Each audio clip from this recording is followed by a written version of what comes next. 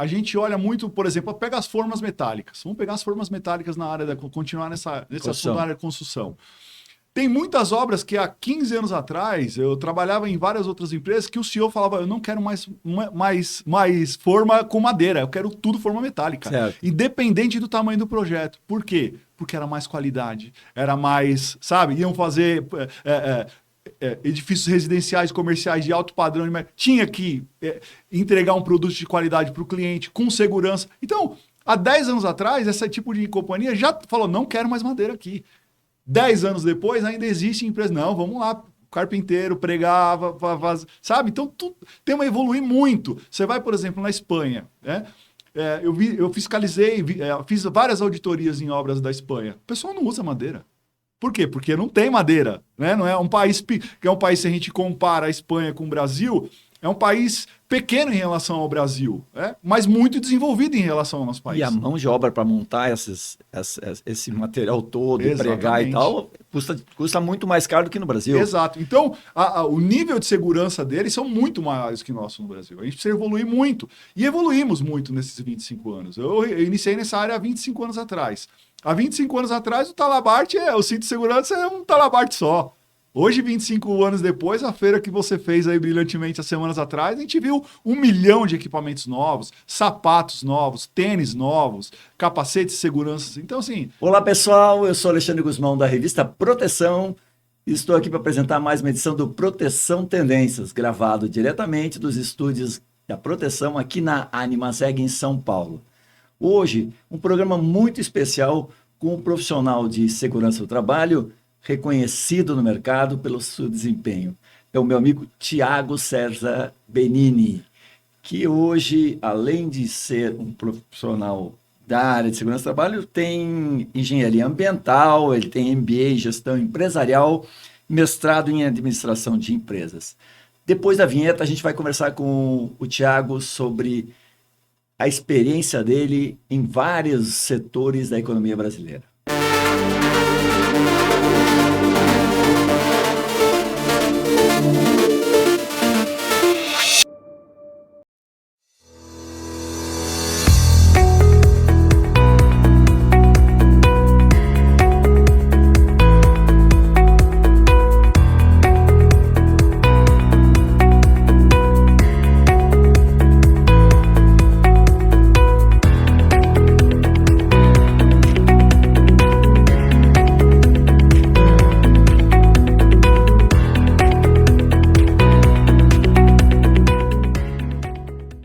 Todo trabalho precisa de segurança. Por isso, existe um Marluvas para todos os riscos que você possa enfrentar. Seja eletricidade, queda de objetos, escorregamentos, umidade, corte, seja qual for o seu trabalho, Marluvas tem a proteção perfeita para você. Diversos riscos, uma proteção. Para ficar por dentro de todas as novidades, nos siga nas redes sociais. Marluvas, a força da história. Tudo bem, Tiago? Obrigado por estar aqui com a gente no Proteção Tendências. Eu que agradeço, Alexandre. Uma honra estar aqui com você. Um líder que eu acompanho desde sempre. Tem muita história boa para contar. Muito legal. Obrigado. Obrigado pela presença. Tiago, a gente se conheceu, agora eu não sei quanto tempo faz, acho que uns 10, 15 anos, eu não me lembro bem, que a gente se encontrou num evento. E você me explicou, foi você que me explicou o tubulão. Você trabalhava na Ciona, né? Uhum. Que é uma empresa espanhola, né? Espanhola que tinha vindo para o Brasil. E você me explicou que os espanhóis não entendiam bem a questão do tubulão, né? Que era uma coisa assim meio estranha, né? Sim. Um trabalhador escavando um buraco para botar uma coluna, um pilar de uma ponte, alguma coisa assim. Exatamente. Coisa que no Brasil era tradição e depois a NR 18 até... Parece que agora... Assim esperamos, né? As empresas estão deixando de fazer esse tipo de trabalho que é extremamente grave, né? Conta um pouquinho sobre essa questão do tubulão e depois a gente vai falar sobre que você não está hoje mais na construção, mas essa experiência que você teve na Ciona, acho que foi bem interessante. Como o tempo passa, né, Alexandre? Já se passaram 10 anos disso, né? Eu acho que foi 2015, anos, né? 2014, já se passaram 10 anos. Foi no evento da Abraitd, né? Abraitd, exatamente. Messias, Messias, grande Messias, exatamente. Essa história é bem curiosa, assim, né? Trabalhar com essas empresas multinacionais, muitas vezes o Brasil, por fazer obras gigantes de infraestrutura, regionalizam e tropicalizam as atividades para o brasileiro. E quando temos muitos expatriados em projetos que estão à frente do Brasil, eles têm essa dificuldade para entender qual que é essa tecnologia. E na época, o projeto que a gente estava fazendo, né, no Rodoanel, em São Paulo, teve uma fiscalização muito grande, né, do Ministério do Trabalho por questões diversas. E eu tinha assumido o desafio na época e eu tive uma grande dificuldade para explicar para o meu chefe que ficava em Madrid o que era um tubulão. Então eu tive que ir lá para Madrid. Eu lembro de como se fosse hoje, eu tendo que dar uma aula para ele na lousa desenhando o que era um tubulão. Ele, Tiago, que é esse tubulão? Exato. Que é esse tubulão? E eu tive que explicar para ele. Ele falou, Tiago, mas aqui na Espanha a gente não faz isso há mais de 50 anos. Né? Eu falei, mas a realidade de se operar no Brasil é essa hoje. E muito dificilmente a gente vai avançar para ser uma coisa rápida, de curto prazo, para eliminar. Você vê que passamos 10 anos ainda, melhorou, mas ainda existe. Ainda tem, dependendo da empresa, dependendo do empreendimento, dependendo da cidade. Né? Quando a gente fala de um Brasil, um tamanho gigantesco do Brasil, norte, sul, nordeste, centro, é muito gigante. Né, para operar em Manaus, fazer uma tubulação em Manaus, uma fundação, provavelmente você não vai achar uma estaca raiz e você vai achar um trabalho arcaico ainda. Uhum. Então existe uma dificuldade ainda muito grande. Eu acredito que nesse tema a gente tem que evoluir muito e varia muito de empresa para empresa, sabe? De projeto para projeto. Tem muito também dos clientes, né? De público e privado. Na época era um cliente privado, público que queria aquele tipo de tubulação. A empresa não queria, a empresa queria fazer um método mais muito mais inovador. atual. Exatamente. E a gente conseguiu eliminar o tubulão naquela época. No projeto. O cara definiu que seria daquele jeitão. Exatamente. Porque ele estava acostumado a fazer o projeto dessa forma, né? Na antiga, que era o DERSA, né? O Departamento de Rodovias e Serviços, que foi extinto, né? Então, há de tudo um pouco. Então, para clientes privados, eu acredito que esse risco vai se diminuindo cada vez mais e vai se extinguindo. E para clientes públicos, precisa sempre dar uma olhada nesse projeto e verificar a tecnologia. A gente está aí para isso, né? Para avançar na tecnologia e não ficar mais fazendo esses trabalhos insalubres, né? Muito periculosos. Não, você está falando uma coisa e eu estou fazendo um paralelo, porque a gente tem muito aquela coisa de uma empresa que vai comprar um equipamento, uma máquina, um sistema e tal, e não consulta a segurança do trabalho. Então, traz lá o equipamento, depois entra o equipamento, daí descobre que ele tem ruído, tem um produto químico e tal, e daí chama a segurança para fazer um jeito, uma engambiarra lá para resolver o problema. Sim. Quando poderia, muitas vezes, comprar um equipamento já adequado, já formatado, né? Com proteções de máquinas, com questão de ruído baixo e tal, que talvez custasse um pouco mais caro, mas sairia bem mais barato do que todas as modificações que a gente tem que fazer. Mas isso que você está falando é assim, é uma cultura de projeto que o cara lá aprendeu a fazer daquele jeito e que impacta numa vida de trabalhadores. Exatamente. Então, precisa fazer toda uma mudança cultural fora da segurança, né? Exato. E isso é a importância da segurança, saber se comunicar com os outros setores, com o gestor, com os gerentes e tal. É exatamente isso. Eu acredito, pegando essa sua linha de raciocínio, a gente pode dividir normalmente em três níveis, né, de projetos. Obras pequenas, que muitas vezes vai fazer um condomínio residencial, não vai ter verba para fazer aquelas casas ou aqueles galpões, e vai acabar optando por tubulão se ainda, né, não tem fiscalização. E vai fazer aquele modelo arcaico, assim como eletricidade, como trabalhos em altura. Muitas vezes não vai contratar uma plataforma elevatória, vai contratar um andaime de qualquer jeito, sem escoramento, sem linha de vida, sem nada. Tem o item 2, que é uma empresa que já tem uma preocupação, já tem o técnico de segurança, já tem uma supervisão, já tem um engenheiro de segurança que quer fazer as coisas certas, mas ainda tem isso que você falou da reatividade, da segurança, não falar com o planejamento, não falar com a engenharia, não falar com os suprimentos. e chegar na hora, a máquina não está adequada e ainda reativa ainda na área de segurança. Fala, não dá para trabalhar com essa máquina aqui, porque está vazando óleo. O chato da segurança vem e diz assim, não dá, porque esse problema aqui nós vamos ter problemas na auditoria fiscal ou da norma tal, né? E ainda tem muitas empresas assim e profissionais assim. Acho que a maioria ainda, né? A maioria ainda é reativa. Né? E no nível 3, uma empresa que já é consolidada, que tem uma cultura, que tem um dinheiro, que olha a segurança, qualidade, meio ambiente, saúde como um investimento e não um custo, né? Que são obras certificadas, projetos certificados, unidades certificadas, já é uma outra mentalidade. Já entende aquilo como um investimento e não como um custo. Uhum. Eu, nos últimos 25 anos, eu me tornei um especialista para trabalhar nesse terceiro tipo de companhia, sabe? Para realmente empresas que investem e geram valor na nossa área de saúde, segurança, meio ambiente, qualidade. Porque, basicamente, o gestor, né? Você está falando de grandes empresas, normalmente não tem um dono, são acionistas ou são, né, grupos que se articulam. Mas, mesmo assim, o acionista ou o gestor, ou quem está no comando do processo, ele entende muito bem da questão econômica. Exato. E o profissional de segurança não fala muito da questão econômica, fala muito de normas, fala muito de proteção, digamos, preservação da vida, o que é um argumento correto e tal, mas o gestor, muitas vezes, ele precisa ser explicado de que aquele impacto, digamos, de não fazer determinadas atividades, ou ações, ou procedimentos, ele vai impactar financeiramente a empresa e para ele fica mais claro, né? Porque, obviamente, se eu adoento trabalhadores ou acidento trabalhadores, eu estou gerando custos, né? Mas isso tem que ser mensurado. Isso você não tem que fazer porque a norma não permite, né? É muito o discurso atual. E isso tem muito das tecnologias. Se a gente olha os países, né, Brasil, América Latina, outros países mais desenvolvidos, né, a gente olha muito, por exemplo, pega as formas metálicas. Vamos pegar as formas metálicas na área continuar nesse assunto da área de construção.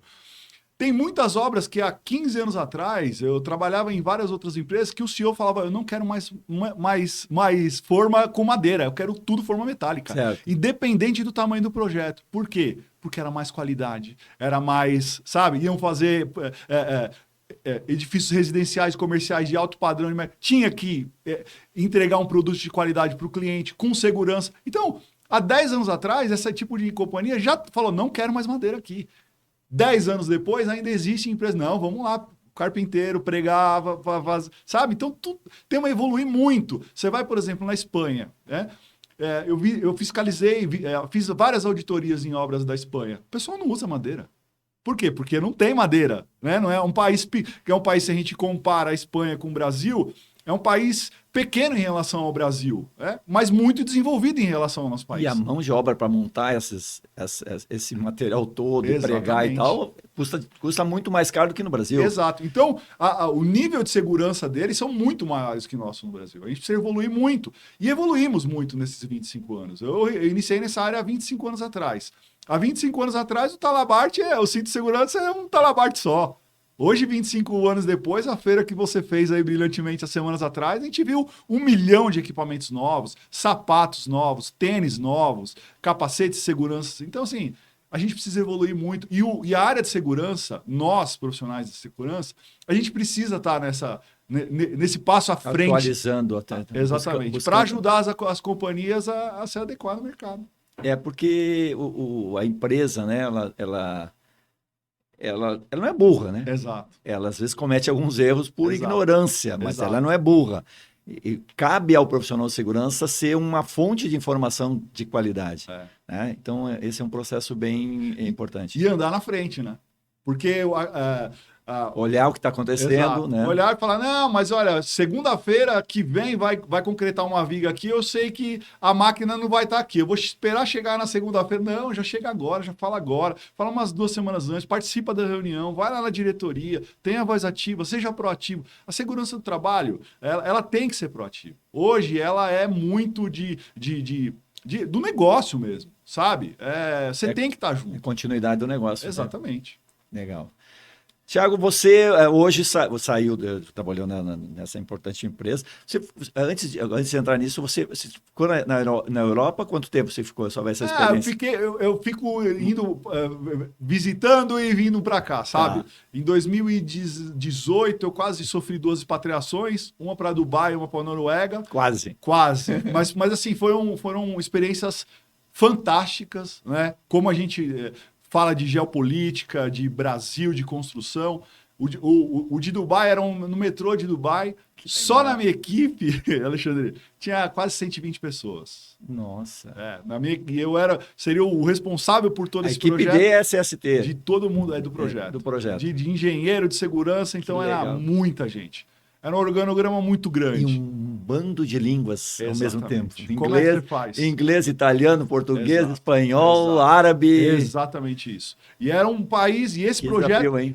Não, foi muito desafio. Tanto é que eu não consegui avançar. Eu fiz várias reuniões e não consegui avançar na expatriação. Por quê? Era uma empresa espanhola, uma empresa francesa e uma empresa turca num consórcio. Então você imagina, eram pessoas do mundo inteiro. Línguas, culturas, pessoas... completamente diferentes. Então, você tinha que inserir, apaziguar todo mundo do time, fazer todo mundo do time entender o que o projeto queria, o projeto bilionário, com bilhões de euros. Foi uma experiência bem interessante. E uma experiência que eu tive também foi na Noruega. Foi muito bacana. Petróleo não? Não, uma construção de uma rodovia. Rodovia. Muito grande na Noruega. E completamente diferente do Brasil, né? Hoje eu estou de casaco aqui, então em São Paulo tá frio, mas lá de 365 dias são 300 dias de neve e frio. 3 horas da tarde já escurece e acabou. Então, como é que você vai fazer uma obra de rodovia? Você vai precisar pavimentar, vai precisar ter detonações, pavimentações, chovendo e nevando. E detalhe, se você vai fazer um projeto lá, é diferente do Brasil. Aqui a gente faz rodovia, aeroportos, pontes, portos, energia. E a gente muitas vezes conversa com os stakeholders, com a sociedade, fala, vai fazer esse projeto, ponto, acabou. Lá não. Lá você tem que conversar 2 anos antes com a sociedade para ver se eles aprovam que vai ter aquela duplicação daquela rodovia e o pessoal, o cidadão norueguês vai lá, participa, questiona aonde vocês vão mandar o resíduo, para onde vai ser, até que horas vocês vão trabalhar. É outro nível, é outro mundo. O planejamento, que eu acho que é uma falha no Brasil, de maneira geral, nesse setor de obras públicas. Vou falar de rodovias, que você está falando aí, metrô e tal.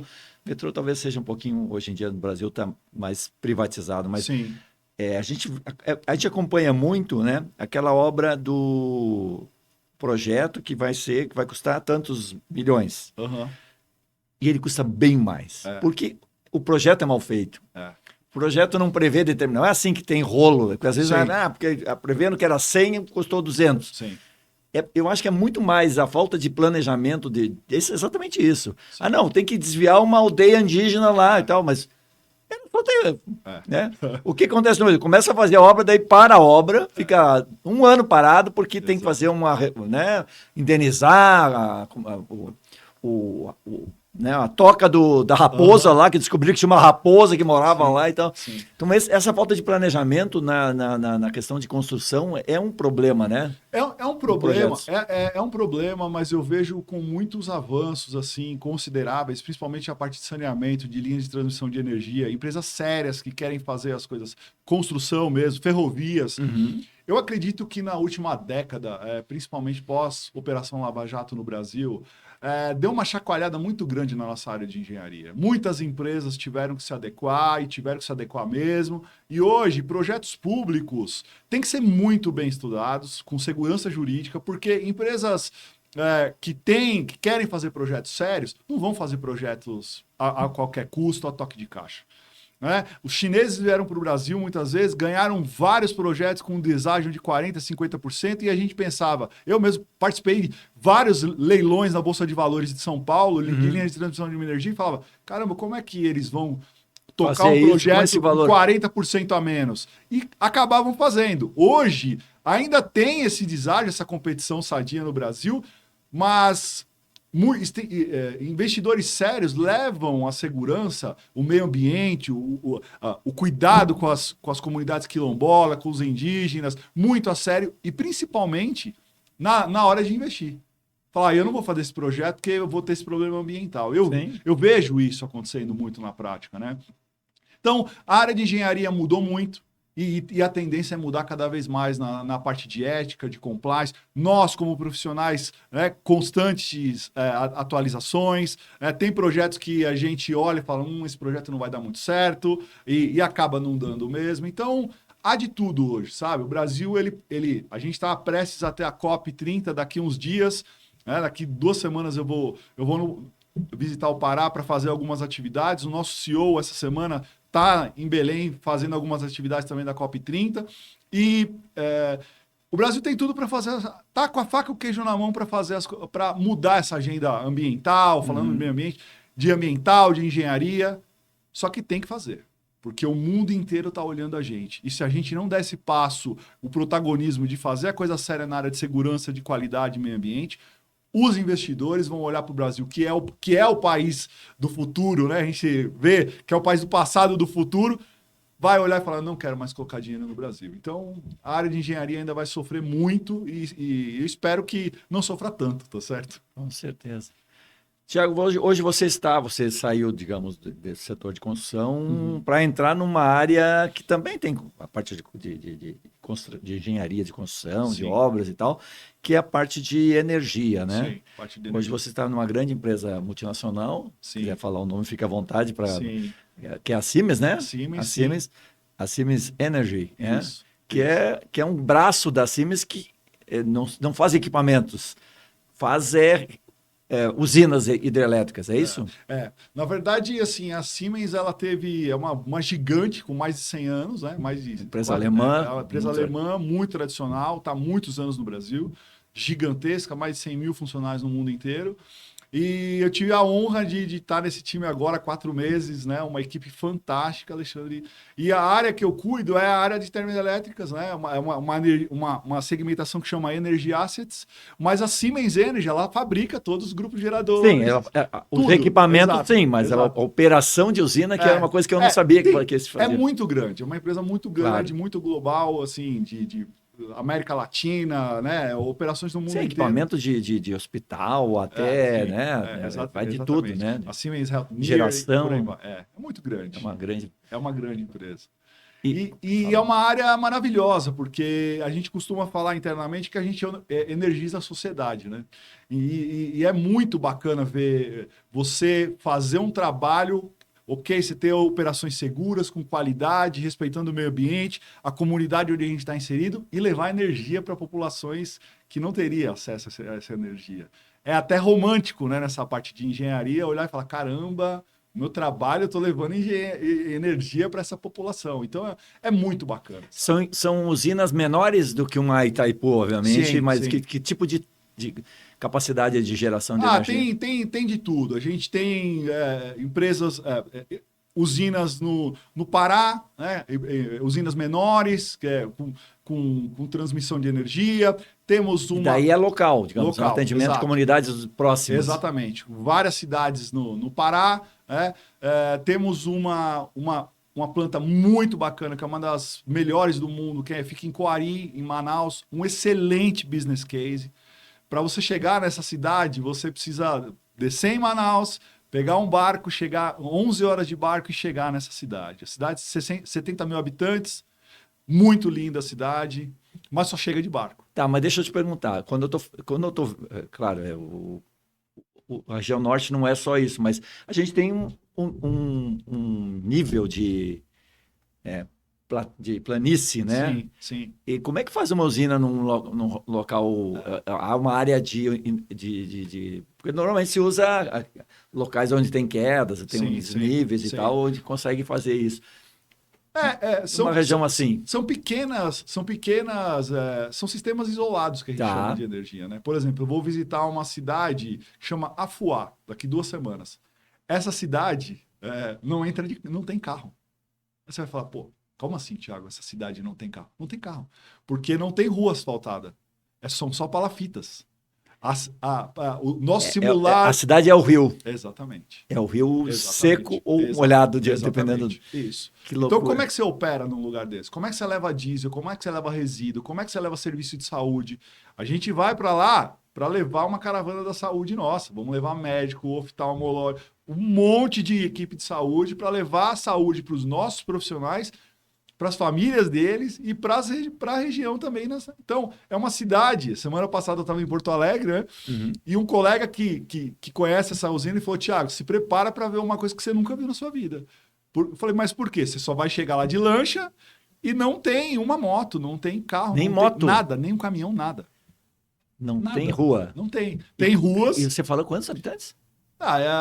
Eu não sei te dizer É precisamente. 70 mil na outra cidade. Na Empoari, mas deve ser pouca gente. Sim, mas a deve gente ser, talvez energiza. 5 mil. Exatamente. Energiza essa sociedade. Então é um desafio muito grande, sabe? Porque hoje ela deve estar dependendo de... Do cliente. Do cliente. Diesel, talvez. Exatamente. Geradores a diesel, uma coisa assim. Exatamente. Do cliente que energiza aquela cidade. Mas somos uma usina que energizamos e fornecemos energia para o cliente. Quantas usinas? Nós temos 9 no total. 9 no Brasil? 9 no Nossa. Brasil. É bastante O Brasil coisa. é muito doido, porque eu jamais imaginei que a Siemens tivesse 9 usinas no Brasil. Que loucura. É muito grande, é uma empresa muito grande e é uma segmentação, assim, eu estou gostando muito de trabalhar nessa área. É uma área muito bacana, assim, uma liderança muito legal e se você pega esses cases, você fala, uau, né? Quanto a gente tem que aprender ainda. A gente tem muita coisa para aprender pela frente. Se dá brilho no olho, né? Muito brilho fala no nisso. olho. Muito brilho no olho. Esse tempo nós conversando, você me falou que eu estava com tinha uma usina lá no Rio Grande do Sul, que inclusive passou por dificuldades por causa das cheias, né? Foi perto de Santa Maria, Jaguari, né? É isso. Eu estava lá semana passada, exatamente isso. Então, assim, a gente está fazendo toda a manutenção nessa usina para colocá-la de pé, né, de novo, porque a gente está sofrendo muito, né? Sofreu muito com a enchente do ano passado, teve outra esse meio de junho, e a gente precisa, é uma cidade com 10 mil habitantes, e a gente energiza aquela cidade. Então, assim, precisa olhar esse cuidado, e nós, como investidores daquela central, a gente aposta, né, que vamos voltar a operar hoje o quanto antes, e ajudar a região do Rio Grande do Sul, que é uma região maravilhosa, né? E a gente tem que lembrar, né, que a gente está falando de meio ambiente, obviamente que tem uma área de inundação e tal, Sim. mas a hidrelétrica é uma energia extremamente limpa, né, comparado Muito com limpa. o modelo europeu, Exatamente. onde se usa muito carvão, né? Não, é isso aí. Exatamente isso. Por isso que Gás também. Por isso que o Brasil tem esse protagonismo.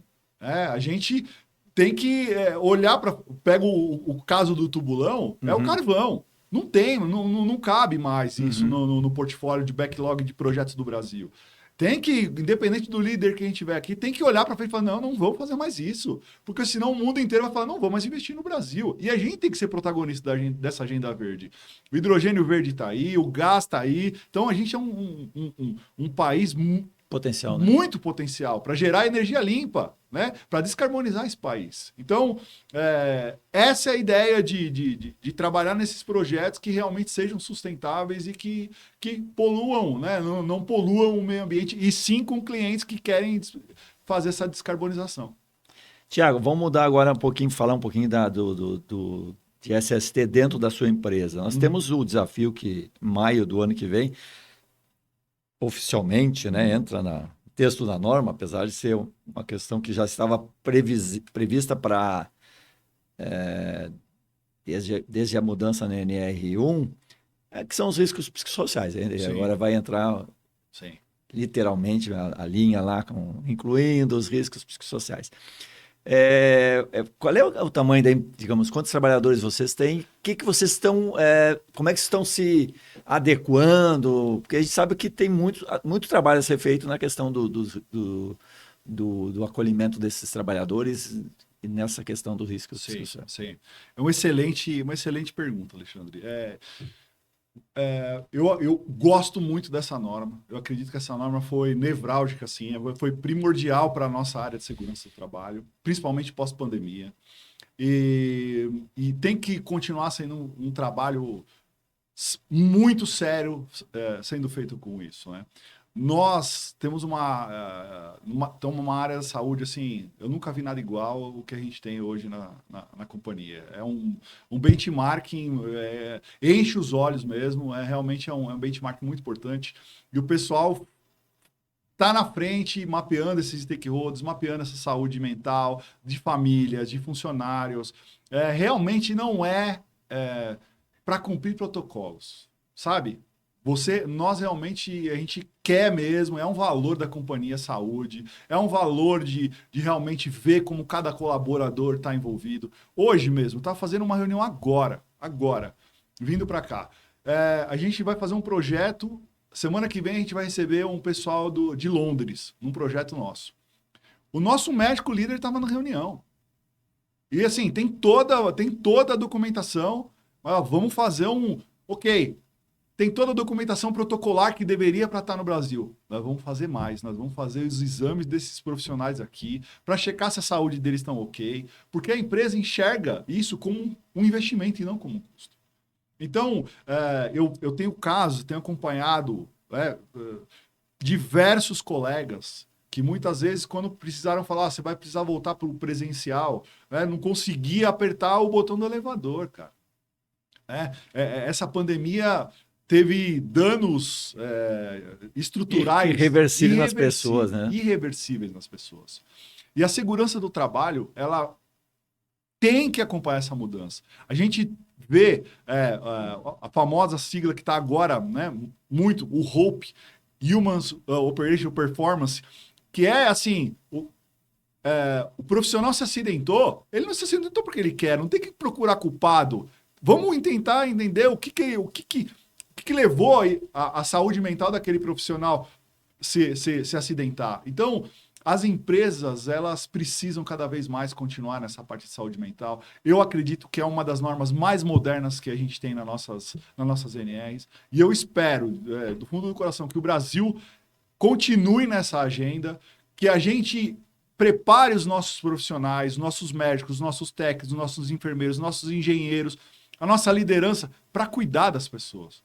Porque a palavra de ordem hoje não é segurança, não é meio ambiente, não é qualidade, não é sustentabilidade, não é ESG, muitas vezes empatia. A gente está fazendo reuniões com a câmera fechada, não sabe o que o outro colega está do outro lado lá. Você não sabe o que eu tive, qual foi meu dia para chegar aqui hoje. Sim, sim. A gente sabe fora dos bastidores, sim, mas é muito importante. Eu acredito que a segurança no mundo inteiro está migrando para esse lado. E que bom que a gente tem uma norma tão boa quanto essa. Parabéns a todo mundo e que a gente sirva de exemplo para o mundo, tá certo? Ver o que há de melhor em saúde mental. Você tem uma capilaridade, você falou de 9 usinas, né? Então esse é um problema. Tem 9... E nós estamos falando, não é uma no bairro tal, outra, né? Nós estamos falando de estados muito distantes, sim, regiões bem afastadas e tal. Como é que conviver, digamos, integrar uma cultura de empresa, a questão das culturas das pessoais, né? Porque o cara você falou da região de Santa Maria, ali, do centro do estado do Rio Grande do Sul, é um outro trabalhador de um cara lá no Amazonas, no estado de Amazonas. Exatamente isso. É um item interessante. E eu tenho no meu background, trabalhando com esses diversos países, né, fazendo reuniões com o mundo inteiro. Hoje eu tinha reunião 6 horas da manhã, cara. O meu relógio aqui, ó, agora são 2h15 em Manaus, só que aqui é 3h15, é um horário a menos. E em Berlim, agora, é 8 horas da noite. 8h15 da noite. Então, eu como executivo, eu já sei isso. E quando eu vou tocar um projeto, ou independente de cidades ou países, eu tenho que entender aonde estão esses fusos horários. E principalmente a cultura dessas pessoas, né? Então, procurar... muitas vezes a gente não tem mão de obra local. Tem que trazer de fora. Você tem que treinar, ter alojamento correto, ter um hotel digno, uma saúde digna. Semana passada, no Sul, a gente falou muito disso, né? A gente fez um walking talk lá, um safety para todo mundo, falando, e aí, galera, como é que vocês estão? A gente estava terminando a campanha de Setembro Amarelo, de saúde mental. Como é que vocês estão para estar aqui? Tá todo mundo bem? Chegaram bem? Até quando vocês vão ficar? A família de vocês está bem? Vocês precisam entender, a gente precisa entender isso. Porque falar que o cinto está tá errado, que o certificado não veio correto, que ele não estava usando o capacete, isso é fácil. Agora, por quê? Como ultrapassar essa barreira de chegar nessas... Olhar o Brasil e falar, peraí, aqui eu tenho que me aproximar da Secretaria de Saúde, porque o pessoal da Secretaria de Saúde não tem uma infraestrutura como eu tenho. Aqui, já tem um pouco melhor, vamos fazer um trabalho junto no dia voluntariado, sabe? Eu me vi, para finalizar essa pergunta, 2020, eu estava fazendo linhas de transmissão de energia no Pará. Meio da pandemia, agosto de 2020. 2.000 pessoas num projeto, numa cidade onde não tinha nem hotel. Chegou na metade da pandemia, Alexandre, o nosso sistema de saúde, nós montamos um comitê de crise, reunião de manhã, à tarde com toda a diretoria, fazendo as pessoas que tinham contato, teste rápido, aquela toda que todo mundo sabe. Chegou um momento que a Secretaria da Saúde, o nosso sistema era melhor do que o da saúde. A gente teve que colocar jaleco, ir na igreja, lá na praça, ajudar a Secretaria de Saúde fazer a saúde da população. A população. Vocês fizeram um trabalho a extramuros, né? Exatamente. Atendendo a comunidade. Então, eu acredito que é essa sensibilidade que a gente tem que ter. E nesses momentos tem que ter, né? Lógico que tem que ter. Né? O nosso projeto está ok, a nossa fábrica está ok, o nosso ativo está ok, os nossos trabalhadores estão ok, a família está ok. Vamos olhar para a cidade, vamos tentar ajudar. E é isso que eu sempre procuro fazer, sabe? E dá certo. Esse business case mesmo de 2020 foi um desses. A gente ganhou um prêmio de 10 milhões de reais na época, por alto padrão de saúde e segurança. Então, assim, o cliente reconheceu isso. Nós não tivemos nenhum desvio grave na área por causa disso, por ter essa sensibilidade. Então, eu acredito que é muito disso. É saber entrar e saber sair, sabe? Da cidade que você está indo. Conversar com todo mundo, conversar com todos os operadores. Ninguém é melhor que ninguém, a gente aprende todo santo dia. E por aí vai. E você falou uma coisa que me trouxe uma lembrança de que, assim, o trabalhador de obra, né, especialmente aí você está falando de linha de transmissão, rodovia,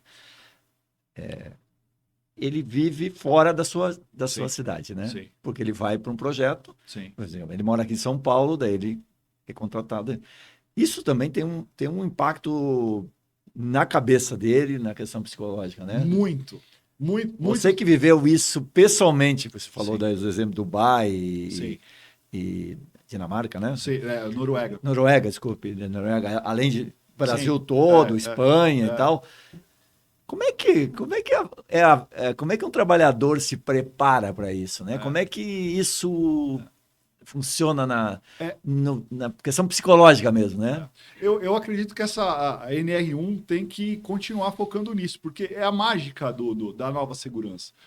Pensa assim, semana passada, fiquei a semana passada inteira, né? Fui viajar para Porto Alegre, saí segunda, voltei sexta à noite.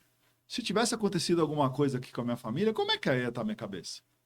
E isso acontece, né? E você muitas vezes é obrigado a viajar, então fala, opa, que bom falar assim, não dá para eu viajar agora, eu tô com um problema sério aqui, e hoje eu tenho essa oportunidade de falar, não, vai cuidar primeiro do seu problema aqui, depois você reorganiza essa viagem. Tem empresas muito... Então, essas empresas... Sim, a empresa não tem essa acessibilidade de aceitar, Exato. Não, problema seu, sabe? Daqui para fora, se a sua esposa tá com um problema grave, ela que resolva. Mas... Hoje, né, na Siemens Energy é completamente diferente. Hoje a gente tem essa liberdade de se planejar e olhar a vida pessoal sim. Porque é saúde mental. A gente viaja muito. Viaja toda semana. Né? Faz 25 anos que eu viajo pelo Brasil inteiro, América Latina inteira. E muitas vezes você passa meses. Eu já cheguei a passar 3 meses longe da família. Como é que você faz? O meu filho, o meu primogênito, vai fazer 25 anos. Eu lembro quando ele fez 2 anos, eu não estava no aniversário dele. Sabe? E é assim, e é do jogo, vamos em frente.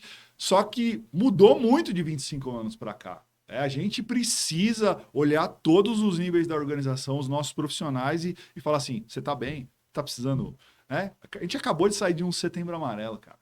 É um tema que a gente nem se falava no Brasil há 25 anos atrás. Não se falava desse tema, era proibido. Suicídio. Era coisa... Hoje não, hoje vamos lá, vamos falar, tem que abrir a câmera, tem que conversar, tem que ver como que as coisas estão. Então, operar num Brasil gigante como esse, é o mínimo que a gente precisa entender, são de pessoas. É de saber onde a gente está entrando. É o que eu falei, saber entrar, saber sair. Porque você tem que ter o respeito aonde você está indo operar, ou fazer a segurança, ou fazer o projeto, ou a fábrica, e por aí vai. Porque tem toda um processo. Vamos imaginar essa equipe que se desloca, né? Você está falando, obviamente, a sua atividade é mais de supervisão e tal, mas o cara que vai para lá, ele muda de vida, e muitas vezes não vai com a família, porque é uma questão financeira, né? O salário não é, né?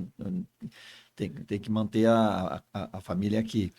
E também há um processo que é um impacto, eu não sei, que essa obra causa na comunidade. Sim, sem dúvida. Porque a comunidade lá que tinha 2.000 pessoas, de repente virou 10.000. Exatamente. E daqui a pouco daí abriu comércio e tal. Exato.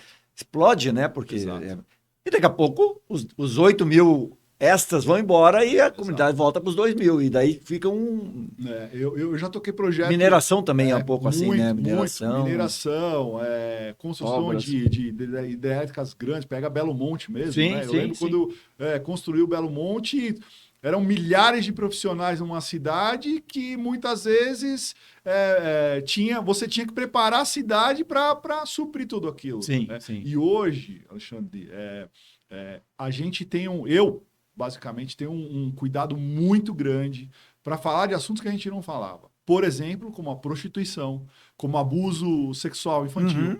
São assuntos que nós profissionais de segurança, temos que estar inserido nisso. Porque a gente sabe como que é essa área, né? Vai ficar tanto tempo da família. Tem vários cases que falam os filhos de Belo Monte, né?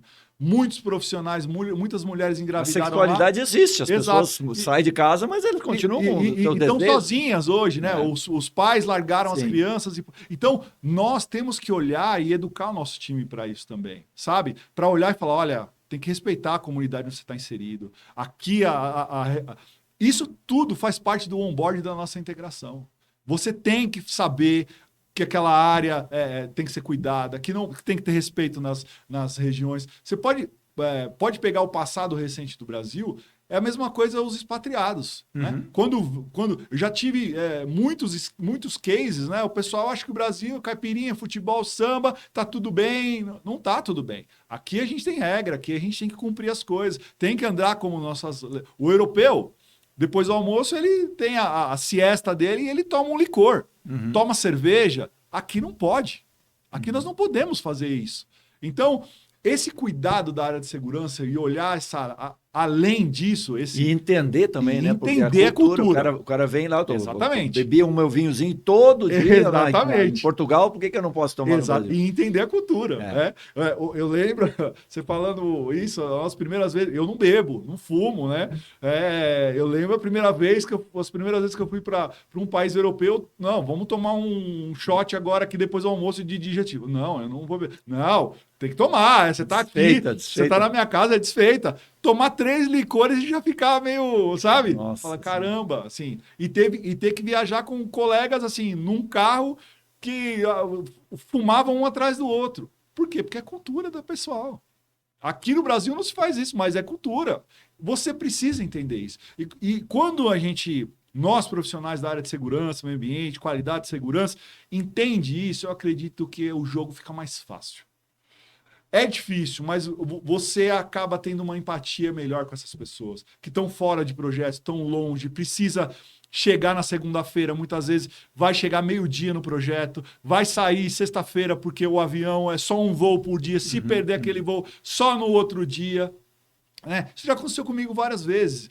Por exemplo, em Campos de Goytacazes, fiz vários projetos lá que o voo era uma vez só por dia. Eu já cheguei a ficar 10 horas no aeroporto. Cara, 10 horas. Você precisa ter essa resiliência. Então, e precisa ter essa empatia. Quando um profissional ou uma profissional está com raiva, fala, o que aconteceu? Eu fiquei 10 horas no avião. Você vem brigar comigo aqui porque eu tô sabe? Então, eu acho que está indo nesse O cara tem a história eles veem só as cachaças, as pingas que eu tomo, e não os tombos que eu levo. Eu levo, né? Exatamente. E a gente leva muito tombo, exatamente, né? E o trabalhador, de uma maneira geral, leva tombos, né? E muitas vezes o profissional de segurança está preocupado com aquele fato específico, né? O técnico. O capacete que ele não está o técnico. usando e tal. E tem um homem por trás daquele trabalhador, um homem, uma mulher, né? Exato. Por trás daquele trabalhador e com a história, com a vida, né? Isso é o desafio de tentar ter essa empatia que você falou, né? Precisa. Eu acredito que a segurança moderna hoje não é só agora em 2025, não. Já há Sim. muito tempo que eu venho notando isso, né? Você pega o caso dos tubulões mesmo. São coisas que a gente precisa ter respeito, né, pelas pessoas e entender que tomara que a NR1 evolua tanto que a gente chegue numa anamnese, um diagnóstico daqui 10 anos e falar, gente, ó, é isso aqui, ó, nós temos que ir por esse caminho. A segurança não é só perigos e riscos, NR10, NR13, NR14, NR12, NR35. Não, temos que cuidar disso aqui, ó. Porque cada trabalhador, cada trabalhadora... você pode pegar a mulher mesmo, no ramo de... Quando tinha uma engenheira, uma engenheira na obra, todo mundo já... Nossa, temos uma engenheira, temos uma técnica de segurança. Quando virou, assim, eletricista, uma soldadora, todo mundo... Uau, que legal! Hoje já é uma realidade, que seja realidade mais ainda. A gente precisa ter essa diversidade. Melhorou muito. Ainda bem, né, Alexandre? A gente precisa melhorar nos EPIs. Quanto tempo você faz feira? Quanto tempo precisa de evolução? A gente precisa cada vez mais digitalizar as nossas organizações, as nossas unidades, o nosso time, as nossas operações, e olhar para frente. Olhar para o que vem, a inteligência artificial agora. Está chegando agora, ninguém mais vive sem inteligência artificial. A segurança já está inserida no meu departamento, na minha vida como executivo. Não consigo mais viver sem, a equipe também não.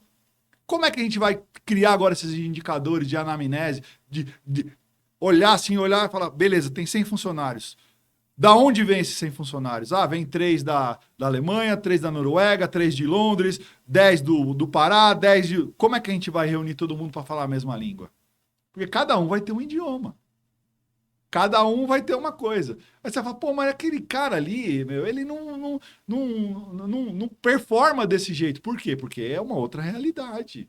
Você tem que falar com outro jeito dele. Vamos lá ver como que é o perfil dele. Né? Então, eu acredito que a área de segurança está indo meio por esse caminho, assim, sabe? É uma mudança e na valorização da pessoa, Da né? pessoa. Esse é o caminho. Tem que ser. Tiago, muito bom conversar com você. Esse bate-papo que eu acho que as pessoas que estão assistindo estão gostando muito. Eu queria te agradecer por estar aqui com a gente, né? Tiago César Benini. César é teu avô. Meu avô, Tiago César. Italiano, que veio do Brasil em 1800 legal. e bolinha. Que legal, que legal. Pô, Alexandre, eu que agradeço. É uma honra estar aqui. Você sabe o carinho que eu tenho por você. A gente já fez um monte de projeto junto. É verdade. Os nossos amigos que a gente tem, Cosmo, Armando. Que a gente perdeu ao longo do caminho, exatamente. Serrano, né? Serrano. Enquanto me emociona estar aqui, assim, 25 anos depois, de frente de você, falando, caramba, cara, que legal. A gente tem muita coisa pela frente, então, obrigado, é uma honra estar aqui, meu amigo. Conta comigo sempre. Valeu. Obrigado. Tiago, muito obrigado, então. Obrigado. Pessoal, um bate-papo maravilhoso com o meu amigo Tiago César Benini, esse engenheiro que tem uma experiência fantástica de vários trabalhos internacionais e pelo Brasil afora. Na semana que vem a gente volta com mais um Proteção Tendências. Até lá. Tchau, tchau.